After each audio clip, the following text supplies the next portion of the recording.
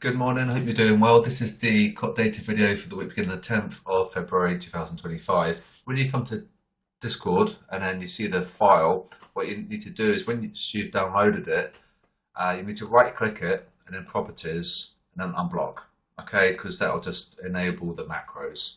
So we're going to double click to open, and the pound CAD was a good one, by the way. If you spotted Discord, they'd really increased their longs on the retail sentiment side.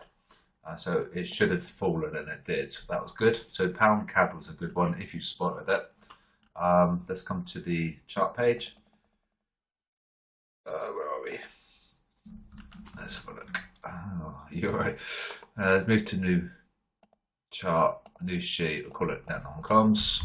This are the banks and institutions, and we can see how we're doing. Euros ticked higher slightly from the week prior. The dollar also ticked higher as well. So where have we moved from 66,000 to 58,000? So minus and plus.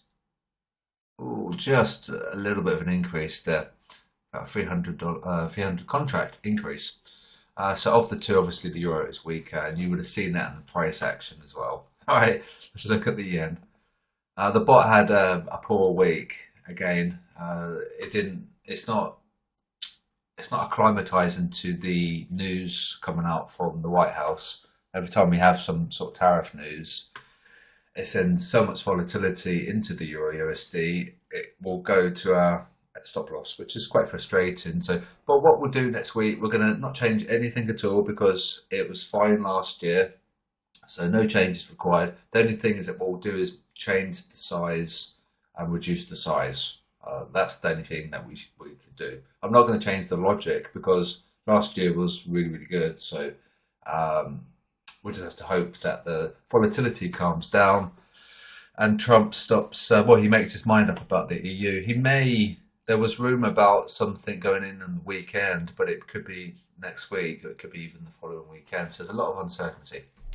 The yen has ticked higher, so that's of note, and it's stronger than the dollar. So how long that will last, we'll have to wait and see.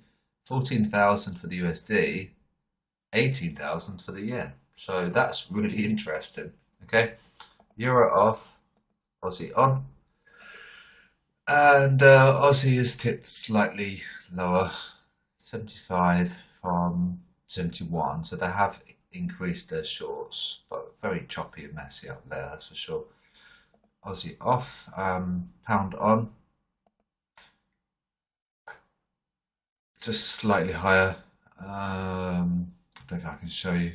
It's kind of annoying that the dates are in the way, but you can see that we just moved slightly higher. We are below zero. It's worth noting on the pound, and it looked like we saw like some kind of knee-jerk reaction there. We have got these supports as well. It's worth noting.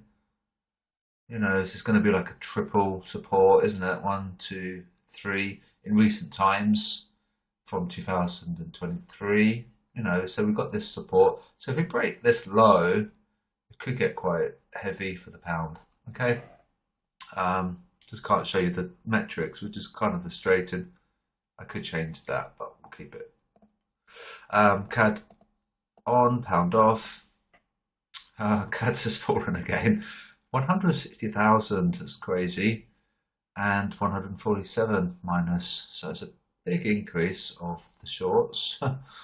Still got that low, but it does look quite heavy. So I have to wait and see. Pending that low hold, we might be okay.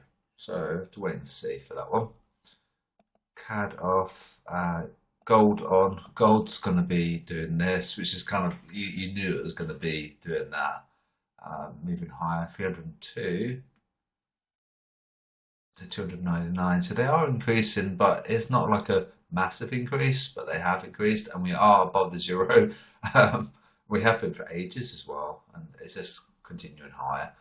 And they're saying that China, well, we know that China have been buying because we looked at that data, and they're stockpiling and adding to their stockpile. So that's helping push price higher. They're saying that it's done to offset the one USD exchange rate. I'm not entirely 100% sure how that works, but I guess it's like a buffer in case the one drops too much, then they've got gold to offset those losses. And so something like that. But it's one of the reasons why this is pumping, and central banks are buying as well. It's not just China. Okay, so that's gold. Gold off, and then we come into the end now. So we can look at the peso because of the tariffs. Ticked higher, and we are above zero. It is weaker than the yen. I think it's like tied with the dollar. 145. Yeah, it's round about there, isn't it? It's pretty much like neck and neck. So that particular exchange rate could be a bit tricky this week. And we know that Trump's already had some negotiations with Mexico as well. So the peso might not be so bad because they've compromised. Whereas something like the euro, they've not really compromised yet. They're in that state of negotiation. So it might be all right for the peso to continue higher. But have to wait and see. So that's off. Then we'll look at the New Zealand dollar. And don't forget we broke that range. And it's kind of like wondering what to do there by the looks of things. It went sideways, up and down.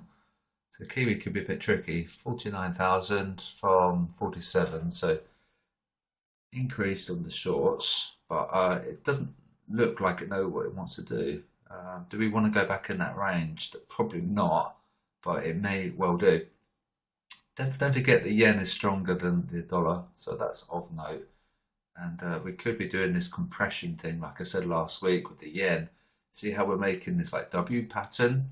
It's looking like it's truncated, like it's been squished, and it looks like it might just want to like a compression almost for a breakout. So we could see this go higher on the yen. All right. So we're coming to the end now, and we'll take off Kiwi and we'll look at the Swiss franc, and we are just sideways as well. Don't forget about the pound CAD.